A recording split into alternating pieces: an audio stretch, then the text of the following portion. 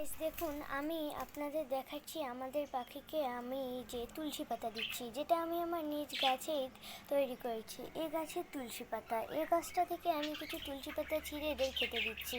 দেখুন, আমি জাস্ট ধরেছি আর পাখিগুলো একদম দৌড় দিয়ে চলে এসেছে। এটা কিন্তু ওদের খুব ফেভারিট। এই পাখি দুজনের তো এটা হলো সবচেয়ে পছন্দের একটি শাক। দেখুন কত তাড়াতাড়ি এইটা তুলসী পাতার ডালটা ওরা খেয়ে ফেললো।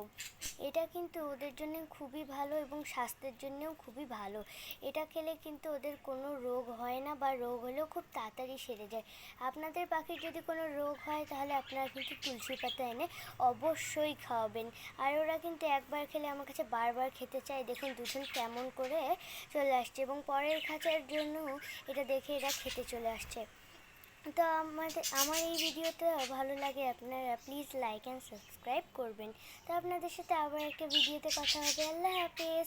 আর কোনো অসুখ বিসুখ হলে আপনারা এই তুলসী পাতা নিশ্চিন্তে খাওয়াতে পারেন, এর কোনো সাইড এফেক্ট নাই।